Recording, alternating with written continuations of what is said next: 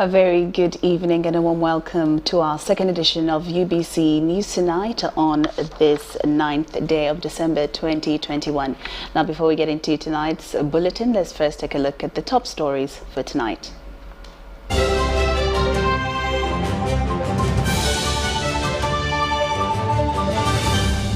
Brought to you by How to get points. Just use MTN to make calls, send SMS, load airtime, buy bundles, or pay for MTN subscription services. Everywhere you go, MTN.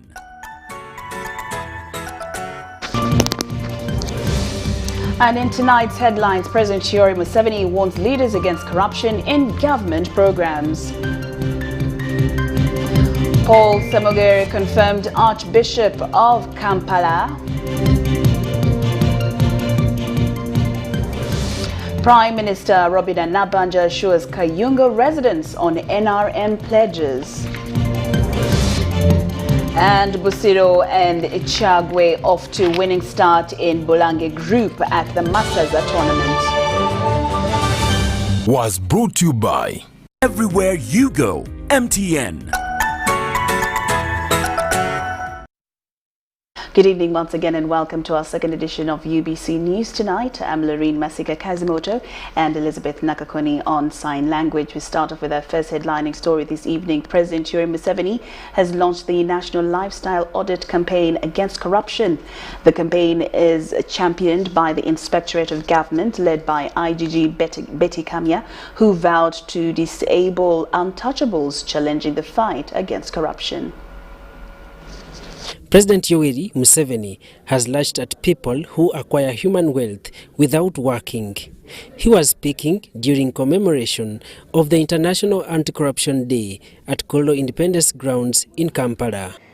The people who go for corruption, some of them don't know, they don't have the culture of working. They want wealth, but they don't know how to work. It's actually a curse. If you get that wealth through corruption, I don't want to give examples. This year's Anti-Corruption Day was commemorated on the theme promoting citizens' participation in social accountability. Before launching the National Lifestyle Audit Campaign against corruption, President Museveni called for monitoring of government projects, especially funds allocated to various projects. So, lifestyle, you add also the performance audit. Not paper audit, but results-oriented audit.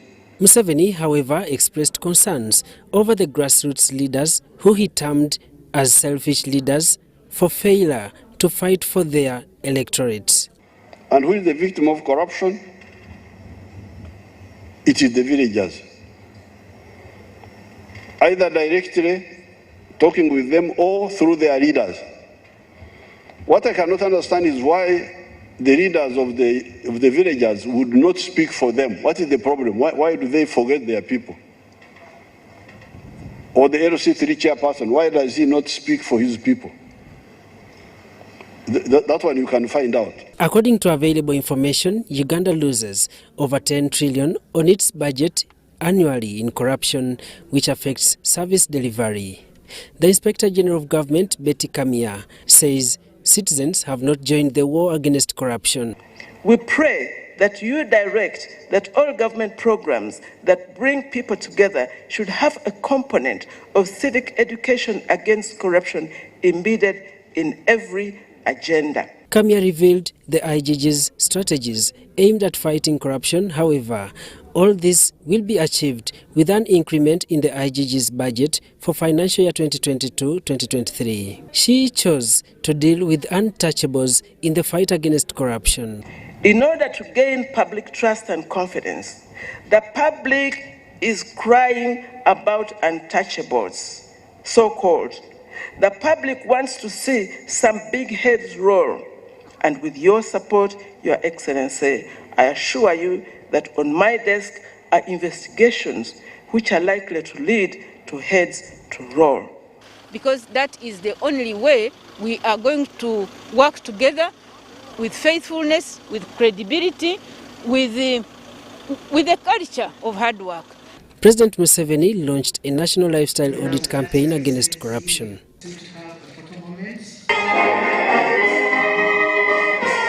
And I'm very sure. Former Bishop of Kasana-Luwero Diocese, Paul Semogere, is the new Archbishop of Kampala Archdiocese. Semogere has been the apostolic leader of Kampala Archdiocese since the demise of His Grace, Right Reverend Dr. Cyprian Kizito Lwanga. Now, his appointment was made public by the Papal Nuncio Luigi Bianco. We have more in this report. And today, 9th of December, has been 2021 elected the new Archbishop of Kampala Archdiocese.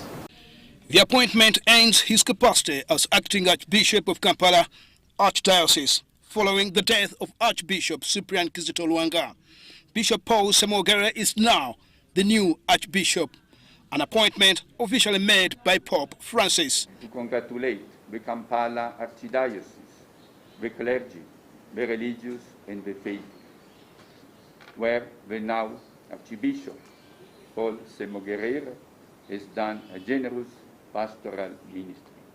Bishop Paul Semogere, formerly the Bishop of Kasana-Luwero Diocese, has been the apostolic leader of the Archdiocese of Kampala for over 7 months. I have been apostolic administrator in this Metropolitan Archdiocese, a task that has not been so easy, but has been done effectively. Born on 30th June 1956, Semogere attended Kigero Primary School before transferring to Kisubi Boys Primary School. He would join St. Maria Goretti Senior Secondary School, Katende, from where he completed his O-level. In 1976, Semogere and 7 other young men became pioneer students at St. Mbaga Seminary at Gaba. This was the first class of this seminary, specializing in admitting men to train as priests when they are older than usual, without attending minor seminary. In 1978, Semogere was sent to the St. Francis de Sales Seminary in Melwick, in the United States, by the late Cardinal Emmanuel Kiwanuka Nsubuga. Here, he graduated with a master's degree in divinity in 1982. On 21st November 1981, he was ordained a deacon by Archbishop Rembert George Wickland, the Archbishop of the Roman Catholic Archdiocese of Melwick. He was ordained a priest on 3rd June 1983 at Kampala by Cardinal Emmanuel Nsubuga, the then Archbishop of Kampala Archdiocese. He served as a priest in the Roman Catholic Archdiocese of Kampala until 4th June 2008. He was then appointed Bishop of the Roman Catholic Diocese of Kasana-Luwero on 4th June 2008. This was before being consecrated Bishop on 23rd August of the same year, 2008, at Kasana-Luwero by Archbishop Cyprian Kizito Lwanga, Archbishop of Kampala. I today gather courage to take on this responsibility. The Archdiocese of Kampala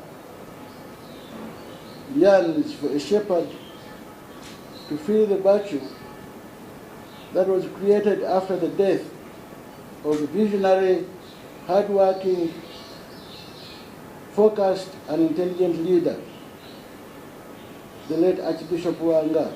He has been the apostolic administrator of the Archbishop of Kampala since April 2021, after the death of His Grace, Right Reverend Archbishop Dr. Cyprian Kizito Lwanga. Report compiled by Susan Nawonga. Prime Minister Robin Nabanja is in Kayunga district to boost the by-election campaign of NRM flag bearer Muonge Andrew, who is currently vying for the LC5 chairperson post after it ran vacant following the death of an NUP candidate. Now, while addressing voters at Bale sub-county and Galidaya sub-county, Nabanja told the voters the Bale Kayunga road will be upgraded, as well as delivering boats to Galidaya landing site to ease transport. Kayunga district residents welcomed the Prime Minister Robin Nabanja, who came to boost the campaign trail of NRM LC5 flag bearer Andrew Muonge.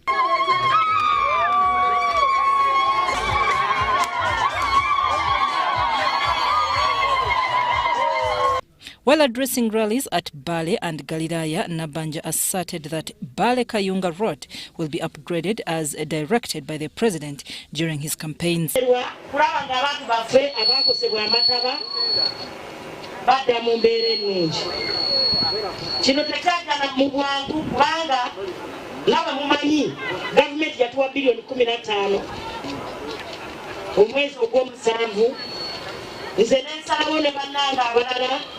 mu ofisi ntireka abantu be Kayunga tubagireko kasente kano akatono ebyamukyala munnamwe bya kifo kya mubaka mukyala ekikwatagana n'ekifo kya NRM kyabiri kya Chemaliwero C5 mukiwa omuntu agenda okukwatagana ne gavumenti. While campaigning, the NRM flag bearer Andrew Muonge pledged total service delivery for all as Kayunga LC5 chairperson. Nze njagala kweyama maaso gammwe nti ngenda kulwanirira okukyusa ekifaananyi ky'eggaliraaya. Ngenda kulwana n'okukuukamu enjala tukyuse ebyenjigiriza mu ggaliraaya. Other rallies held were in Nachensa and Kayonza.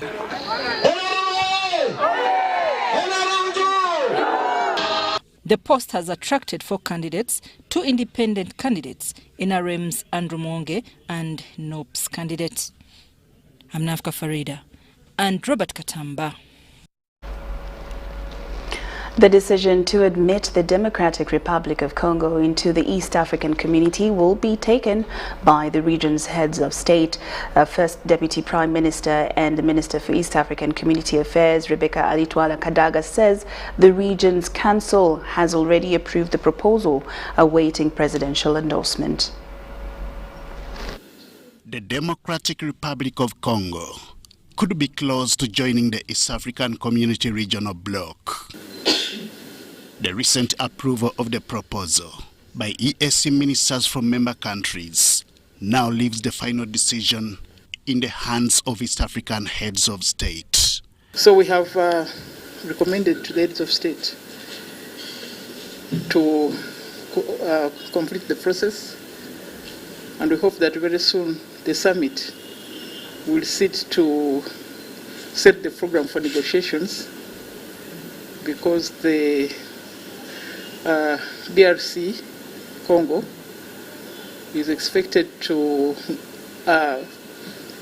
internalize the treaty, domesticate it in their law, and also to set a program for joining the customs union, the monetary union, the common market, and eventually the political federation. This decision will be an addition to another proposal to make French and Swahili languages part of the dialects spoken in the region. So we shall have to invest in it. We shall have to make it compulsory in school so that it's no longer optional. We may eventually have to make it examinable, even at VLE. Same with Swahili. It's a question of really designing a program and finding the money.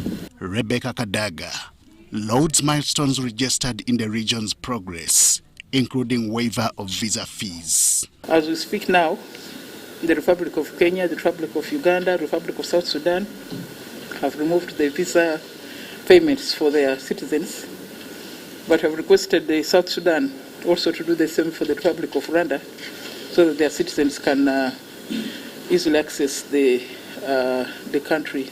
Ugandans have up to April 2022 to acquire electronic passports, whose official deadline in East Africa was set for November of the same year. Henry Okrut, UBC. Grade 1 magistrates have been lectured on various aspects of judicial work to guide them during their service to Ugandans. The induction conference of over 90 newly appointed Grade 1 magistrates was officiated by the Deputy Chief Justice Richard Butera. The Deputy Chief Justice Richard Butera has cautioned the new Grade 1 magistrates to give quick justice to Ugandans. He requested them to cooperate with different organizations like police, LCs, to help them during service delivery. The Chief Registrar Salang SCU highlighted some of the principles the magistrates have to ensure during the execution of their work. Some of you will receive money, very large sums of money as exhibits. Are you going to say, I want to keep it in my handbag so that I can always bring it whenever the trial is going on? No, you cannot do that. You will handle cases that come from URA, for example, or wildlife. They will come with all prohibited species. You cannot keep them there, but they have where they can keep them. So you can go through the process, return them for storage until you make final orders. Sometimes you'll find these are things which you don't have a practical solution, but you must think outside the box because of the nature of the exhibit. She advised the magistrates on respect and discipline that is vital in the judiciary. You're ready for this new judiciary, and whether you have the right mindset, the right attitude, the ability and the competences to match the new challenge that we are in. Your worships, go knowing the business as usual attitude, go no hurry in Africa, as people say, will not drive us to where we are going. And we have to continue reflecting on our integrity, our professionalism, our diligence, and our transparency. Nathan Rebecca, UBC News. Landlords have threatened to petition against the Landlords and Tenants Bill 2018 for being illegal and discriminatory. Landlords attest that the bill is inconsistent, depriving them to the right to own property, thereby violating Article 26 of the Constitution. We have more in this report. Landlords in Kampala are planning to petition against the Landlords and Tenants Bill 2018 in the Constitutional Court, claiming that the bill is illegal and unconstitutional. The bill in this current form is unconstitutional.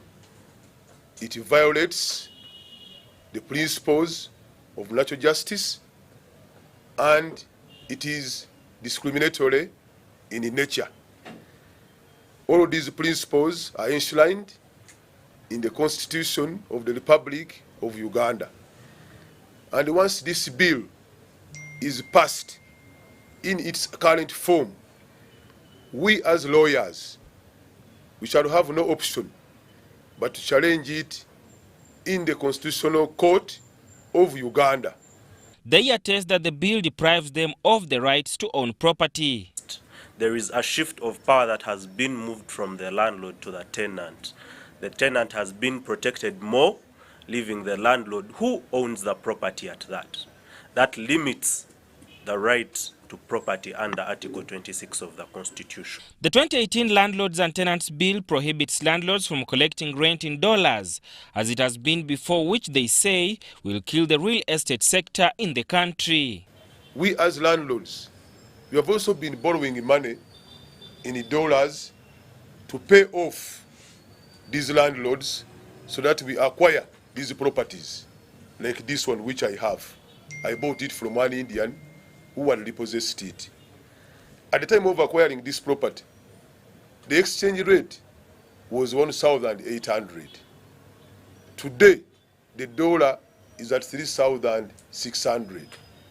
If I had not charged my rent in dollars, how could I have been able to pay up my loan obligations, which were in dollars, and to bridge the gap of inflation between the shilling and the dollar? According to the landlords, the bill also limits the right to property, and the requirements to evict tenants will be costly and tedious to acquire court orders. But what this bill seems to suggest, that when you fail to pay, even to just evict you, I need an order of court. To recover my rent, I need to go to court. The court process is costly, tedious, and time-consuming. Sada Mubale, UBC News, Kampala. The UPDF and the FARDC joint forces conducting a counter-terrorism operation codenamed Operation Suja against the Islamic State-affiliated ADF terrorists in eastern Congo have today launched the construction of security roads that are meant to facilitate quick movement of troops and logistics in the area of operations. We have details in this report.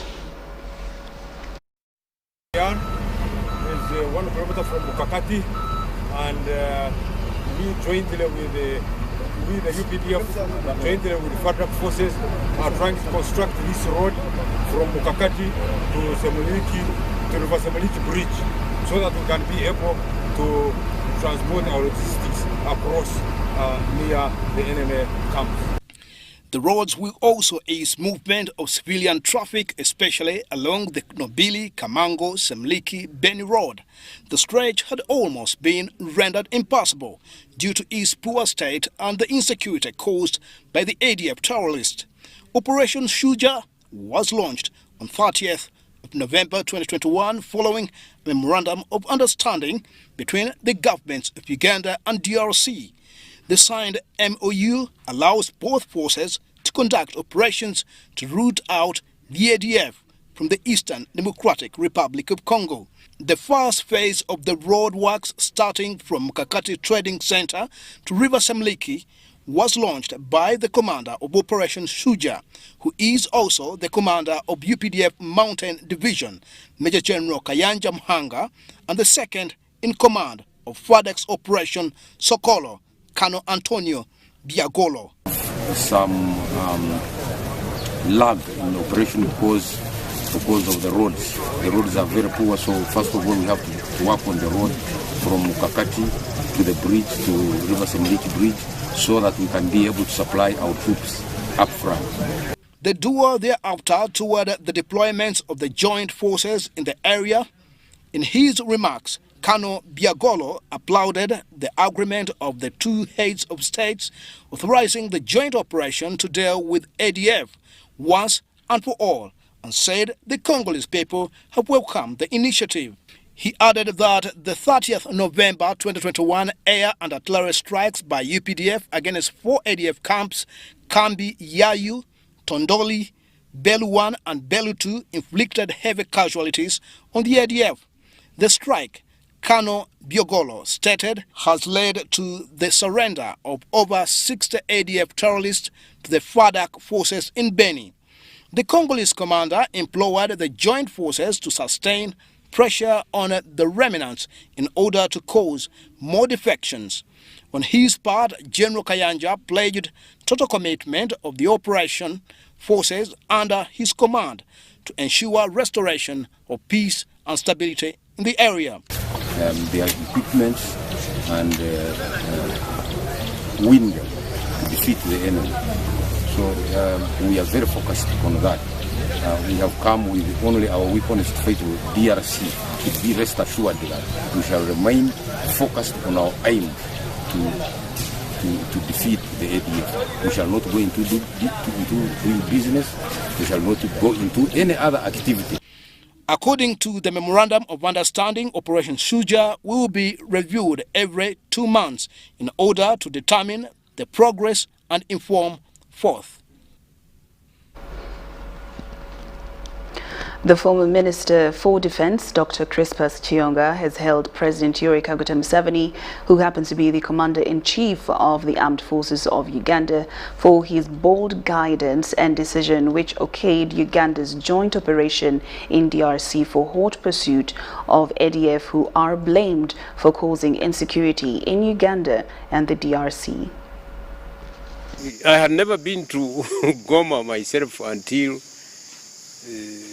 President Museveni told me to chair the negotiations of M23, discussing with the Congolese government. I couldn't believe Goma was having more planes flying out every day than Entebbe. So I asked these people, what are these planes doing that they are taking minerals? And when you look deeper, Some of the minerals are not going officially. In Congo, individuals, government officials, just owning mines. Although many continue castigating Uganda's move for partnering with the Congolese government to pursue the ADF, former Minister for Defense Dr. Crispus Kiyonga says the action is a positive one. I was very relieved when I heard that UPDF had gone into Congo.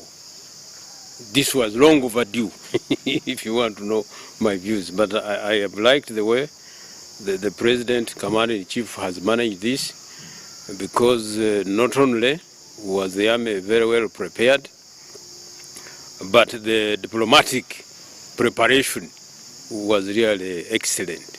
Kiyonga urges that those talking ill about the decision and operation are forgetting the past history. As everybody knows, on 16th, those suicide bombers could have killed our MPs. You see how close they were to Parliament. They went for the Central Police Station. I hear they even wanted to go to Mbuya, the headquarters of defense. So the attackers, if you take that scenario of 16th, so on 30th we are looking for them. So this is hot pursuit. The enemy has entered. You cannot say that now I stop, they go on killing people, I first go to Parliament. No, no, no. But how about those suggesting that government could have thought of engaging ADF through dialogue? This is one of the questions we posed to Dr. Kiyonga. There have been many contacts with ADF. ADF's orientation is different. I can tell you from deep knowledge of the situation that many attempts were made to dissuade ADF, particularly the Uganda elements, from that nonsense. But they would rather go with ISIS, Al-Qaeda, Al-Shabaab. With now nearly 10 days since the UPDF launched joint offensive attacks with the DRC forces against the ADF-ISIS-linked militias, Dr. Crispus Kiyonga is optimistic that victory is on the way. Forget about UN, just hear about ADF in Congo and we just laugh at it. That's irresponsible. You see, like Nigeria. Nigeria was a very peaceful country. Boko Haram has become a big problem. So this is good action. Every patriotic Ugandan, every Pan-Africanist should thank President Museveni for the way he has managed this deployment. Whether UPDF operations in DRC are or not sanctioned by Parliament, that is a debate of the past, as now what is required from citizens of both countries is to join hands and ensure acts of terror are totally swept away. Robert Onyango, UBC News. Civil society wants a witness protection law to protect victims of gender-based violence from perpetrators. The law will reduce gender-based violence cases and give voice and freedom to victims without going back to the community.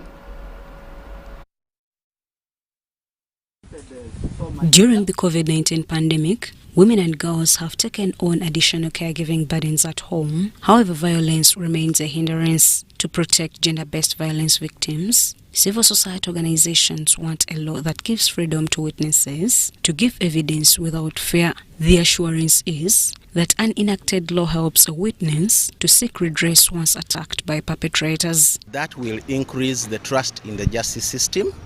Victims will not fear to report, because the challenge is I cannot report my father if I'm going to go back to him. Victims lose interest because of many factors. One of them is social norms. There's a lot of pressure on the girls and the women when they report these cases. So the actors need to move fast to have quick investigations and priority trials. Although women and girls are the main victims of gender-based violence, it still causes severe harm to families and communities. Most times they not respond in a way that is trauma responsive, and as a result victims or survivors lose interest. Girls are dropping out of school. We're all coming from different places, but how can we open up the space to have the conversation to have the paradigm shift, the behavior change that is necessary for us to start appreciating something. Funding is needed to ensure survivors and witnesses of gender-based violence get temporary shelter to live instead of returning to unsafe places. There is inadequate funding persistent in structures like the probation office, the child and family protection unit in the police, the criminal investigation departments needs capacity building and skills there in terms of GBV case management. There are shelters available for children, for starters. We have worked with the CID and there is a temporary shelter now where children can be there for 2-3 days as other shelters are provided. We are also trying to advocate for spaces for women. For example, can they be kept by the Nabachala? Meanwhile, empowering women to participate in humanitarian actions, addressing systematic barriers for women affected by crisis, and linking them to opportunities to participate in decision-making and leadership will empower women to live a better life. Shaidat Nasaku, UBC News.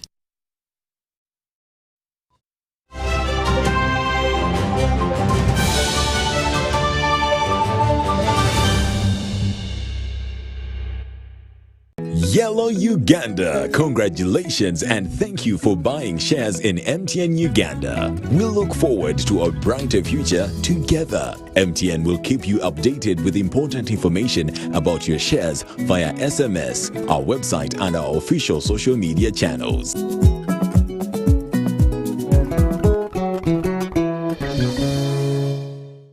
It's the festive season and we love it. And that means it's time to celebrate with GoTV. Come with me. So get your GoCoder and GoTV value for 25,000 shillings to watch with the whole family. And if you're feeling extra festive, upgrade to our best package yet, GoTV Super. Something to look forward to. Download the My GoTV app for more information. Super. We all deserve a super festive season. And with GoTV, there's every reason to love it. Transact and win money after money with Airtel Money. 1.5 billion shillings in cash prizes up for grabs. Jina naita Masereka Muslim toka Kasese. Nilidai star 185 hash. So nilikuwa nalipa umeme. So niliwini mitwaro 10. So nyinyi wote na wa encourage mu fanyise Airtel Money ta win also. The more you transact, the higher your chances of winning. Airtel Money, instant, secure, borderless. I am one of the millions of people who have been vaccinated.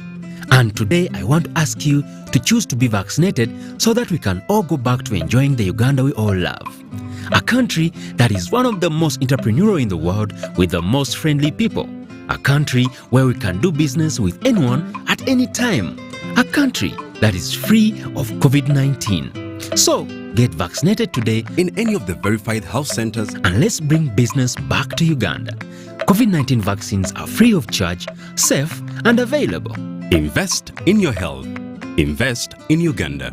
This message is brought to you by the Uganda Investment Authority.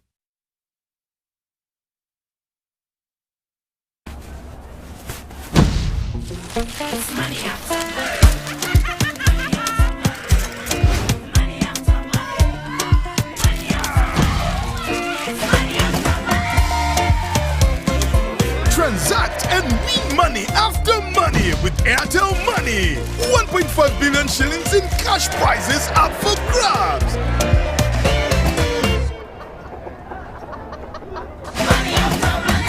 The more you transact, the higher your chances of winning. Airtel Money, instant, secure, borderless. It's the festive season and we love it. And that means it's time to celebrate with GoTV. Come with me. So get your GoCoder and GoTV value for 25,000 shillings to watch with the whole family. And if you're feeling extra festive, upgrade to our best package yet, GoTV Super. Something to look forward to. Download the My GoTV app for more information. Super. We all deserve a super festive season. And with GoTV, there's every reason to love it.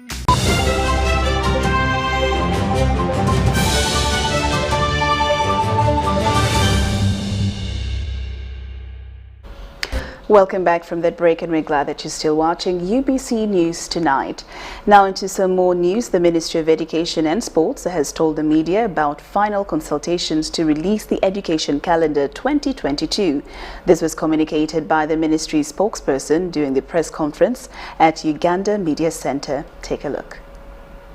The ministry spokesperson, Dr. Dennis Mujimba, told the media that the Minister of Education and Sports, Janet Kataha Museveni, will release the education calendar 2022 on Wednesday 15th of December. Our Minister for Education and Sports, the First Lady, will be releasing the reopening calendar by way of a press briefing or media briefing on Wednesday the 15th. Wednesday the 15th in the afternoon. Today we are carrying out the final, let me call it consultation with our stakeholders regarding reopening, especially the guidelines that the schools shall be utilizing. So this includes the foundation bodies, UNATU, the private school owners, and teachers. As part of the calendar, the Ministry of Education and Sports will also hold a symposium to equip vulnerable learners so that they are not left behind. We are all talking about leaving nobody behind. How shall we not leave nobody behind when people are not aware? This is where inclusive education comes in, so that each and every learner joins the school, stays in school, and progresses to the next level.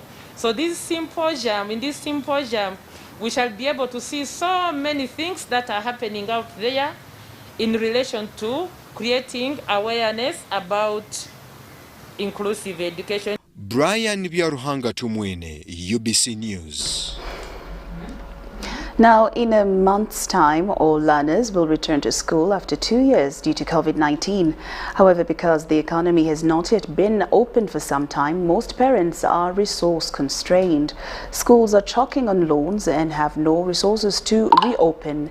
Stanbic Bank has now come in to support all learners with laptops at a subsidized price, friendly loans to all schools banking with it, and also to support farmers. Take a look.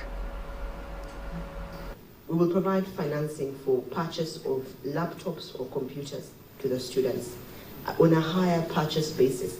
That as a parent, for only 30,000 shillings a month. Stanbic Bank is supporting learners with laptops, a friendly loan repayment regime to schools as they reopen next month. So we as Stanbic have offered all the schools that are banking with us, we have given them an interest relief for all of 2021.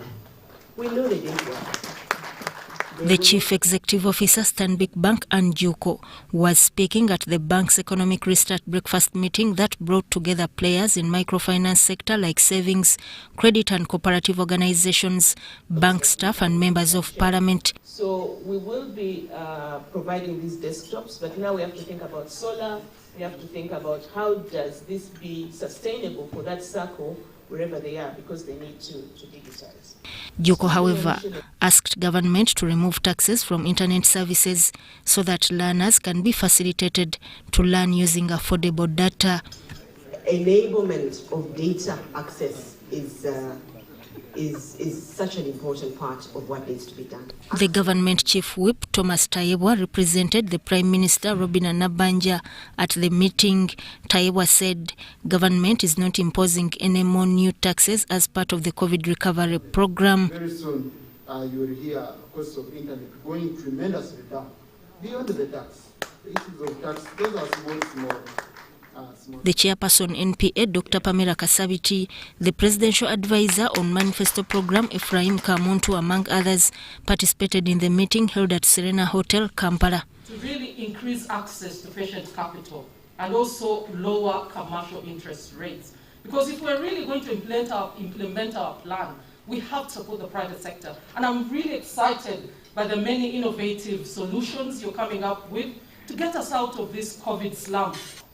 It's amazing how Stanbic can pause at this material time through the speeches of the executives. A sense of patriotism. I think you deserve a clap. It's not just a clap. Market. The Kayunga farmer today is a market for Stanbic, but a few years ago they were stuck. So basically, patient capital, basically analyze the different value chains in the agriculture sector, and let's find solutions that can fit the farmers. Thank you.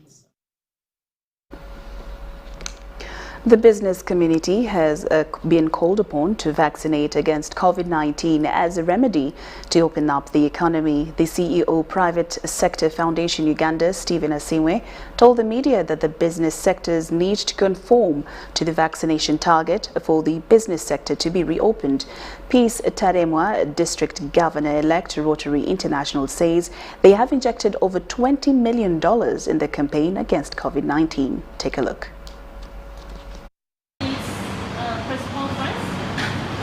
Able to see more progress in whatever we do as the private sector, which complements for what we do in Uganda. So as private sector, this is not the first time we are doing this. We want to thank the Rotary Club and all the clubs in the country, because we believe that an unhealthy country creates an unhealthy economy. We've lost so many people in the private sector. The economy has been hit, our businesses have been hit, and we don't want to enter the new year without having a critical mass, if not everybody in Uganda, to be vaccinated.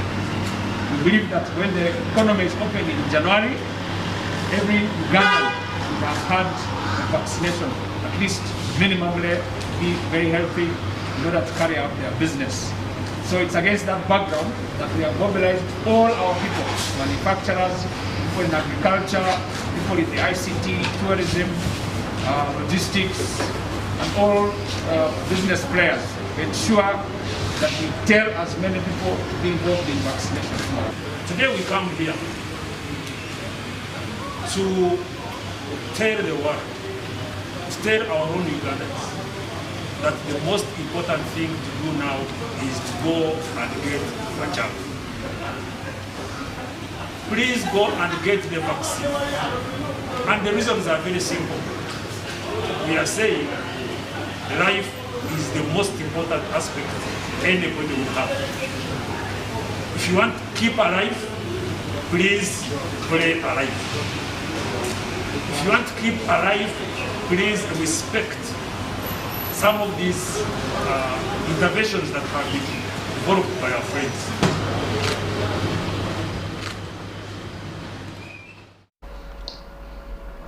Now, many medics have been urged to use the expertise to develop a growing medicine industry in Uganda following the endowment of talent and wonderful source of nature. His Excellency Nicola Hage Peterson was addressing National Drug Authority staff in Kampala. Press conference will be able to see more progress.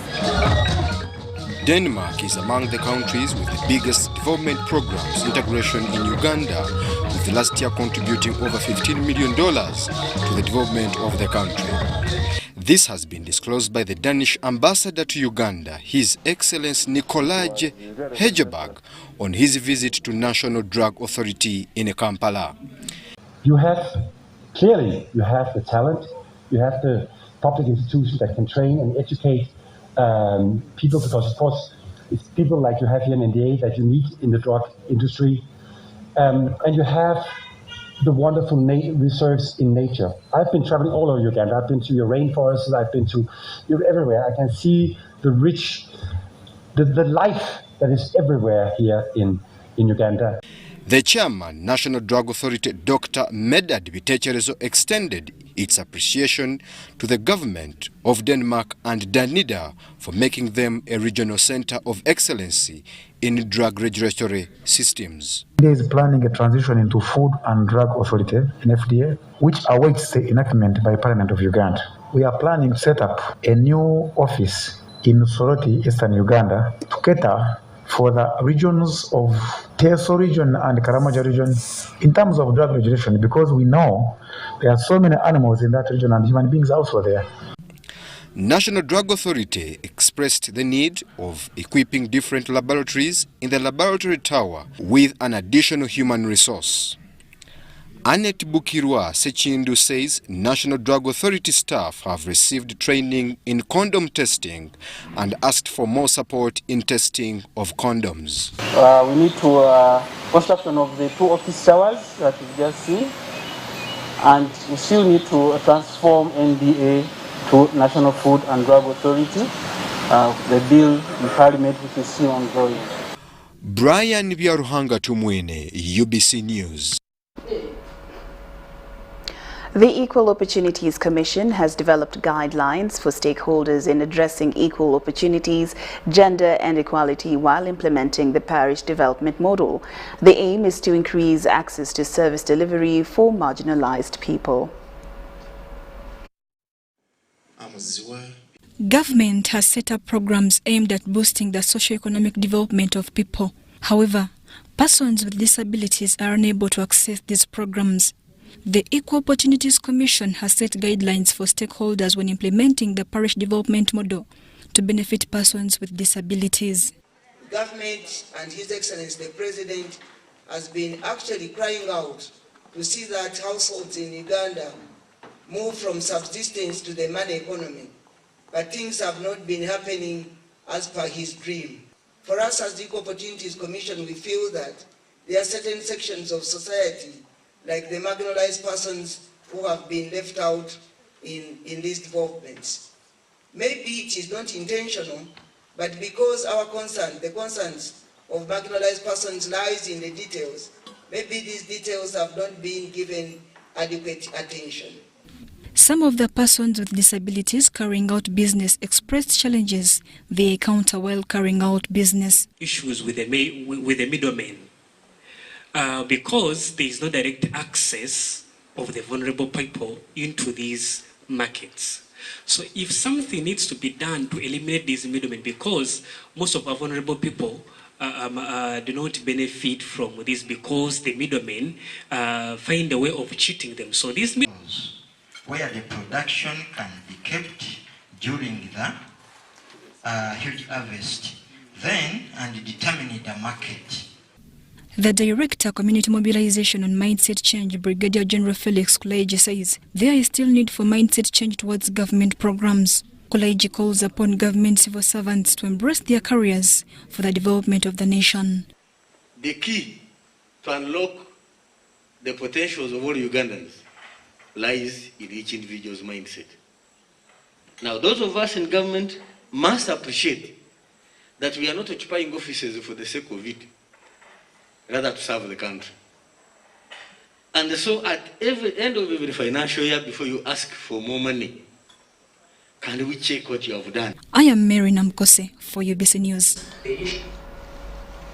The Nabagirika of Buganda Kingdom, Sylvia Najinda Luswata, is worried about the escalating numbers of early pregnancies amongst teenage girls and gender-based violence cases during the COVID-19 era. She was speaking at the annual General Meeting Performance Report for PACE Uganda, an NGO with an agenda of creating interventions for health impact. The Minister of Health, Dr. Jane Ruthie Cheng, pledged government support towards extending the organization's services across the country.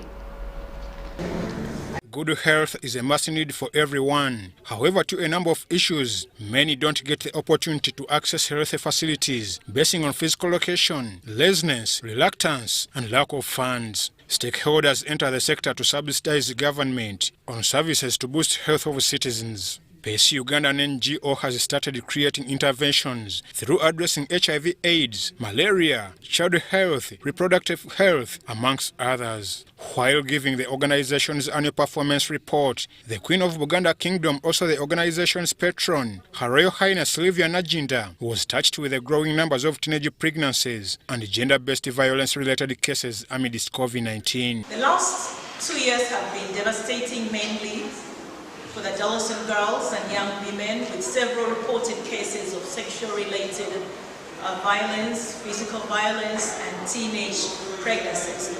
According to the recent 2020 annual police crime report, of the 18,872 people who were victims of domestic violence, 13,145, which is about 75.9%, were female. Minister for Health Dr. Jane Ruth Acheng pledged the government's total support to the organization for extensions across the country. The commitment that is manifested by PES amidst the COVID-19 pandemic challenges is highly commended. The contribution by PES for the last 3 years cannot be taken for granted.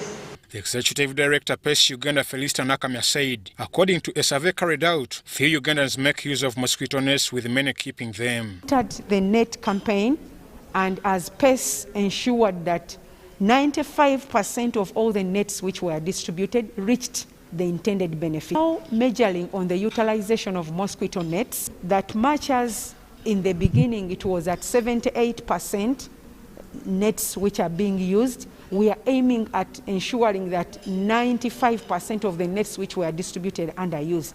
In another development, IntraHealth International has presented its successful performance report to the State Minister of Health in charge of general duties, Hajati Anifa Kawoya Bangirana. Collaboration is yielding results, and that's why, Honourable Minister, I wanted to share some of those successes today. I think that our collaboration has been able to augment the number of human resources that are available to serve the people of the Eastern region. The funding for the public services which are pro-community in nature. We looked at so many of their programs that have been achieved, especially in family planning. There is a big achievement in the Eastern region, malaria and child survival services. Maivan Juko for UBC News. The UN Women, the Council of Traditional Leaders Africa and the Interreligious Council Uganda have organized a symposium to address the increasing cases of gender-based violence during the COVID-19 pandemic. We have more in this report. State Minister for Gender, Labour and Social Development, Peace Mutuzo, has advised cultural leaders to review cultural norms and customs which will help to fight and end violence against women and children. Outlawed all those negative practices, such as early marriages, teenage pregnancies, female genital mutilation, that undermine the integrity of not only women, but also the stereotypes about women. The Swedish representative to Uganda says men must be targeted as agents of change to end gender-based violence. We also have to raise our boys as independent, confident, but also loving, caring and respectful, such as changing behaviors, challenging stereotypes and strengthening community institutions that can address gender-based violence. The UN Acting Director, Adekemi Ndieli, called upon religious and cultural leaders to utilize their platforms. With respect, Your Royal Highnesses and religious leaders, to use the trust and the proximity that you have at community levels to be frontiers and frontliners for the prevention and response to violence against women and girls. The Executive Board member of Interreligious Council of Uganda outlined the measures that are to be taken on by religious and cultural leaders to end gender-based violence. Through the media, through the pastoral letters, and through engaging our clerics, what they ought to be doing, to remind the populace about the dangers. We also engaged the government, and it is quite fortunate that we religious leaders, we have reached an agreement and consensus with the cultural leaders on those cultural norms that are negative. Our primary focus is to preserve positive cultural practices. UBC News Tonight. Now, the Ministry of Health has developed 2 strategies that will enable the sector detect silent TB from communities and health facilities. The developed include the CAST TB strategy and the enhancement of screening of patients in every health facility. This was at the 4th annual TB and Leprosy Stakeholders Conference, where the ministry reflected on its end TB performance during the last financial year. The National TB and Leprosy Conference is conducted annually to allow the Ministry of Health to replicate on its performance in the fight against TB and leprosy. The Minister of Health, Jane Ruth Acheng, estimated that there has been a drop-off of 2.7% in TB infections, which indicate a high burden in the fight against TB. This is some good news. However, we still have a high burden of TB that we must respond to. And the increasing rate of infections is put on the little knowledge that the public has on the disease. The ministry has now come up with strategies that are to help detecting TB in communities. In this strategy, every 6 months, the village health teams move door to door and engage with families and screen them for TB. It's being rolled out the entire country. In this new strategy, the ministry is to look at children under 5 years, HIV patients, since these are put at a high risk of being weakened by TB. Now, for this current financial year we are reviewing, we missed a good number of these people that were eligible to start TPT or TB preventive therapy. The vision by the ministry to end TB and leprosy by 2030 looks to be slowed down by patients that do not access drugs, yet these are provided freely. What are the presenting signs and symptoms, how it's diagnosed and how it's treated, and they will come over and be able to really to be treated. Symptoms that take your medication. So some of them have a bit of like side effects, but I think if they check your blood and check your system well, they get you really compatible. However, the sector still encounters challenges based on financial gaps, where it still relies on donors.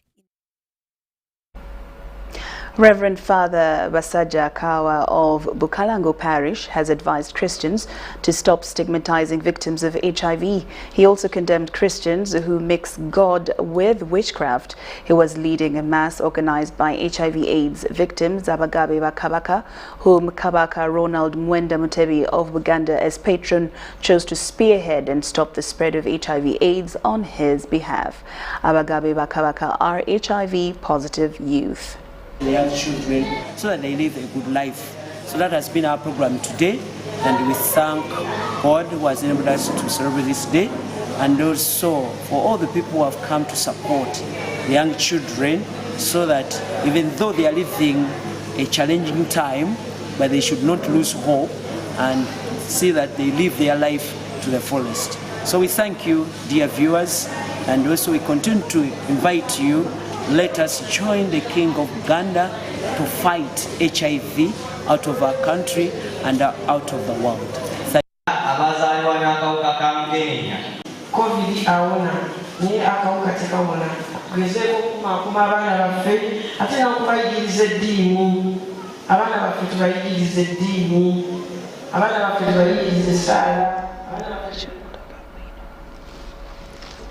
All right, UBC News Tonight takes another short break, but we return with business news.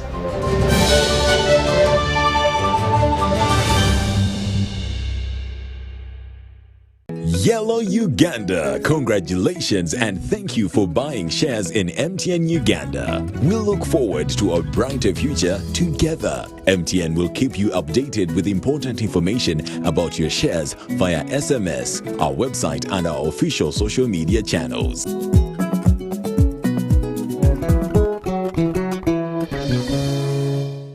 Raising voices. As a teacher, I have the opportunity to shape how children grow and learn.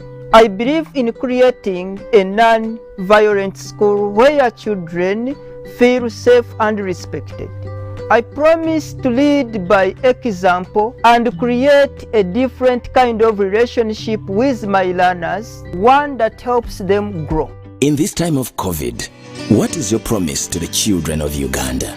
Because a violence-free childhood is everyone's right. Raising voices. I'm growing up, I'm growing into every moment. Thanks, Mom. Nurture the moment with Minute Maid Delight, now available in apple flavor in the 400ml ready-to-drink pack. I am one of the millions of people who have been vaccinated. And today I want to ask you to choose to be vaccinated so that we can all go back to enjoying the Uganda we all love. A country that is one of the most entrepreneurial in the world with the most friendly people.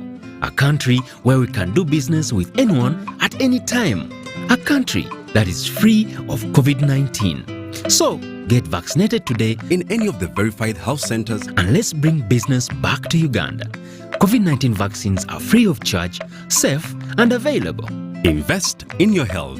Invest in Uganda. This message is brought to you by the Uganda Investment Authority. Transact and win money after money with Airtel Money. 1.5 billion shillings in cash prizes up for grabs.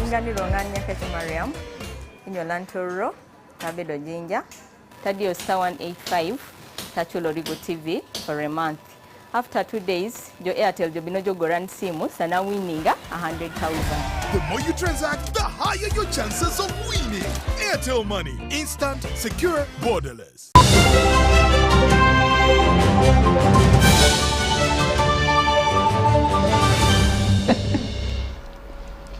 Welcome back from that break, and now taking a look at our business news this evening. State Minister for Agriculture Fred Kayunga Bueno says food insecurity and poverty can be addressed using internal solutions. He was addressing farmer organizations during celebrations to mark 25 years of Sasakawa Global 2000 in Uganda. SAA operates in 75 districts in Uganda, building capacities of 1,500,000 smallholder farming households. Take a look. Climate variability and poverty are the main cause of hunger and malnutrition in Uganda, but Sasakawa Africa Association has reached out to over 4,180 families in over 75 districts with key extension technologies to boost food security and household incomes in the last 35 years of agriculture revolution in Africa. Officiating at the celebrations in Chibuku district, the Minister of State for Agriculture, Fred Kiyonga Bueno, says Ministry of Agriculture, Animal Industry and Fisheries is uplifting smallholder farmers trapped under the subsistence livelihood. And they have touched the lives of 1.5 million households. Remember that we have about 7 million households in this country, meaning that they've touched about a quarter of the households in this country. This is a big... Government has allocated 100 million Uganda shillings to every parish in Uganda for smallholders farmers to access finances for agriculture-based developments. That this percentage has reduced, whether it has reduced or not, the situation is bad. And the government has decided to implement the parish development model as a vehicle to deliver us to our dream of having all Ugandans in the money economy. The country director of the Uganda program, Dr. Lauryne Masika, cited increased productivity of prioritized crops by reducing post-harvest losses of maize, rice and beans to 16% from 30% and improved incomes. And one of our focus areas in this, we came up with enhancing e-extension. E-extension, this was not the first time we did it. We had done it before as Sasakawa Africa Association in Apache and Dokolo, and we saw that we reached out to many more farmers than would have done. So during this time, this is one of our strategic areas that has continued with a strategic plan. She said that under the new strategic plan 2021-2025, focus will be put on sustainable, regenerative, nutrition-sensitive and market-oriented agriculture, with women, youth and people with disabilities prioritized. Chibuku RDC, Margaret Chikomeko Mwana Moiza, says Sasakawa Africa Association has assisted farmers growing rice and maize in the region.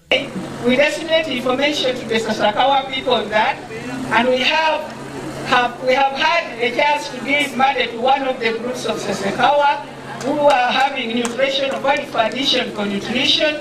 We gave them 6,800,000 at Kiboku. All right, and now Ugandan investors have been urged to remain calm amidst the challenges they face as they carry out businesses with the sole aim of helping out Ugandan masses. The call was made by the Minister of State for ICT and National Guidance, Joyce Nabosa Sebugwao, during a tour to the MTN data center located in Mutundwe, a Kampala suburb.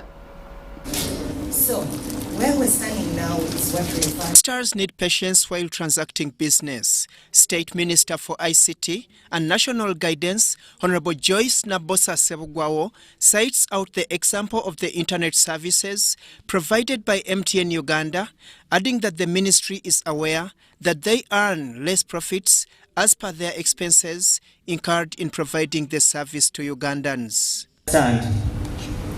But I think it is good if we can organize a meeting with all the stakeholders and we forge a way forward, how best we can do to reduce the price of the internet, because sincerely people are still complaining that the prices is very high.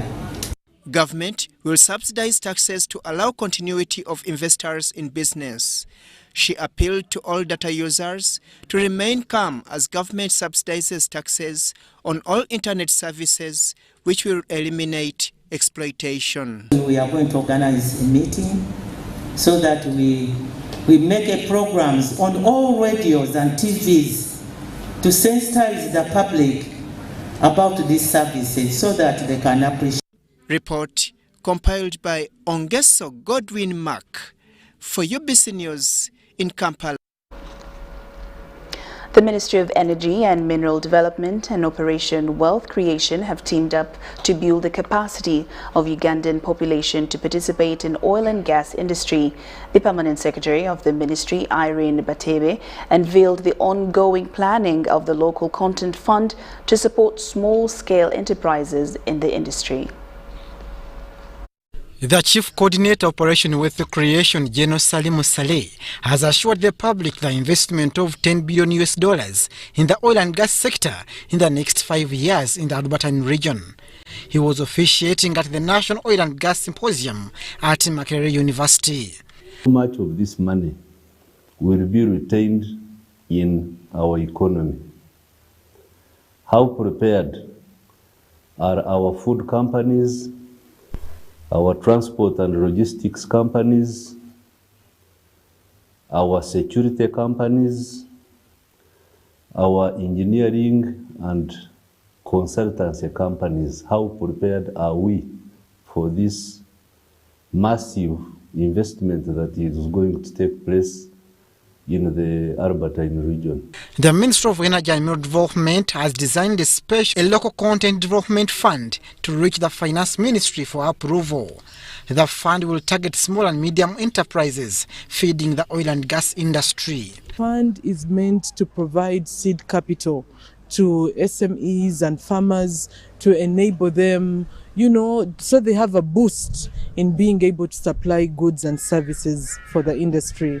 The stakeholders' engagement centered on how to build capacity of Ugandan population in exploiting opportunities surrounding oil and gas. With the number of certifying bodies like OPITO and London guilds, we have certified a number of welders, a number of tradesmen who are able to do, I don't want to use Juakali, it is even more specialized work. Abdul Nasiri Luwama, UBC News.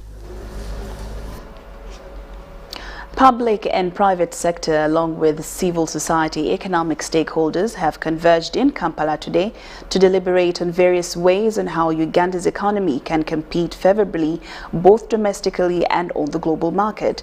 Now, this was at the 12th National Completeness Forum hosted by the Finance Ministry under the theme Business Unusual, the State of Competitiveness and Private Sector Performance in Uganda during the times of COVID-19.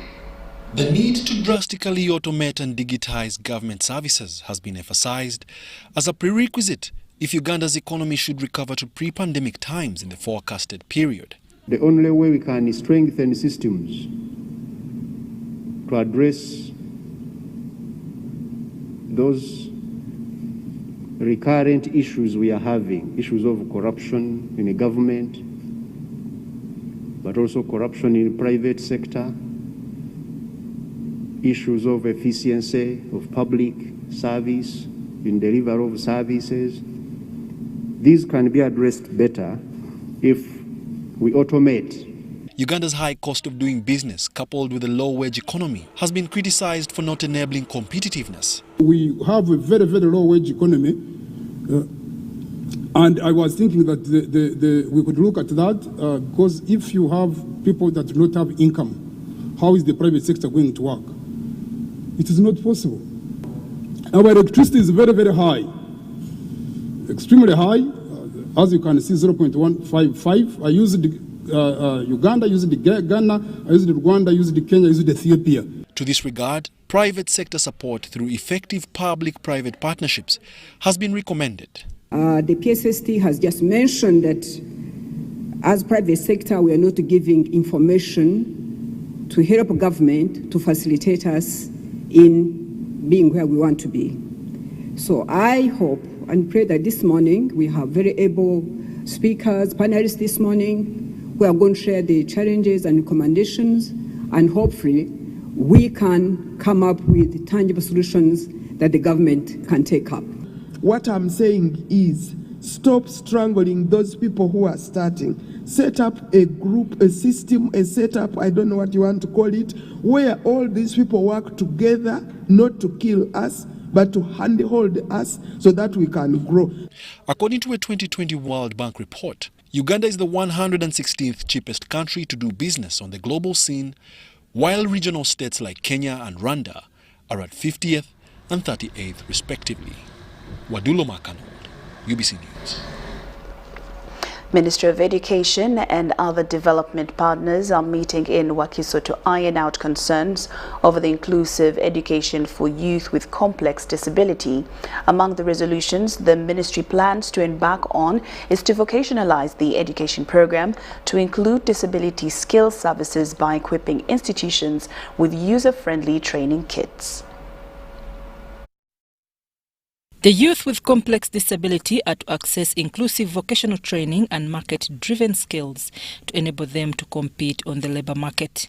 Uganda Association of Private Vocational Institutions, in conjunction with INSENSE International Uganda, are supporting the youth with complex disability in Mpumude Vocational and Rehabilitation Centre, Jinja, St. Benedictine Vocational, Tororo, and Mbale School of Deaf in skills development. The technical expert Deaf Blindness in Sense International Uganda, Lydia Namachika, calls on government to support such children. In this case, when these students learn skills that can help them to earn a living and be able to provide for themselves, most of the things that they need for independent living, it will help them also to build their self-esteem and confidence, to believe in themselves, that they can also live like any other person and support themselves like any other person. The General Manager, Uganda Association of Private Vocational Institutions, Mbayo Samuel, says acquiring employable skills, people with complex disabilities would be able to earn a living.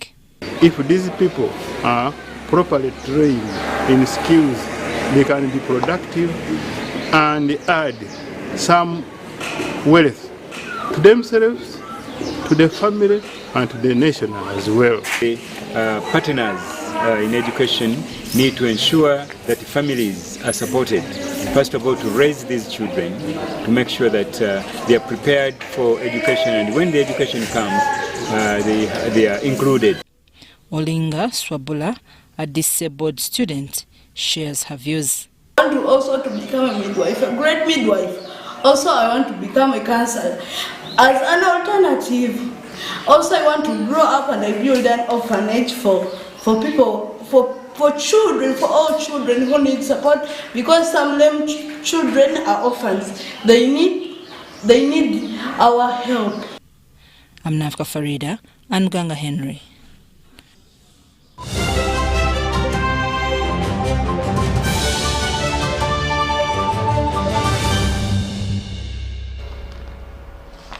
And now into sports. In action in the Bulange group in the 2021 Masazago Uganda football tournament has witnessed match day 1 action at the Fufa Technical Center in Njeru.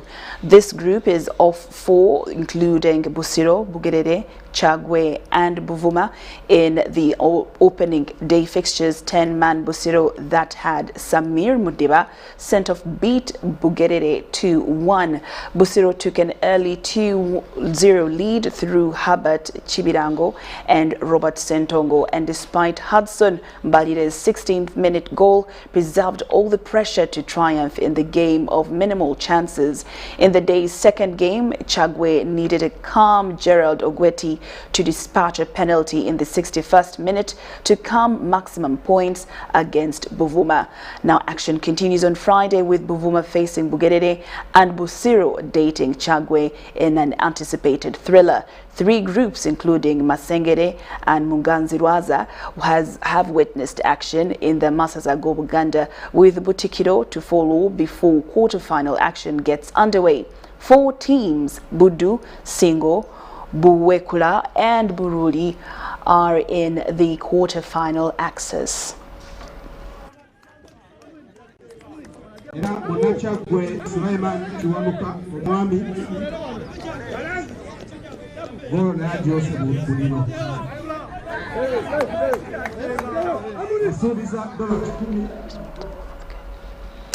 And into swimming, Uganda is off to a great start at the Kana Zone 3 Swimming Championship that is underway in Kampala International School, Uganda. The nation attracted 6 nations, including Burundi, Eritrea, Sudan, Tanzania and Kenya, and is contested in various age categories starting at the 12 and under level.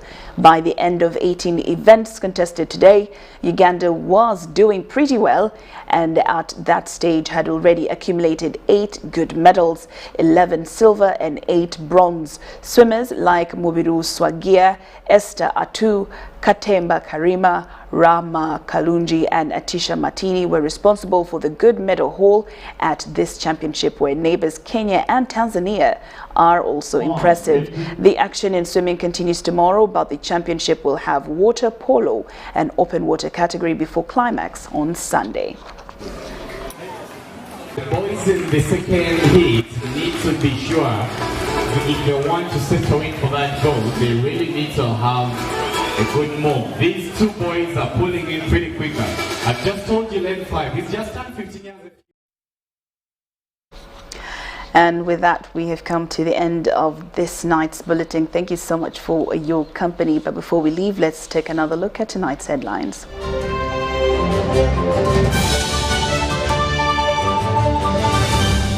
Brought to you by How to get points. Just use MTN to make calls, send SMS, load airtime, buy bundles, or pay for MTN subscription services. Everywhere you go, MTN.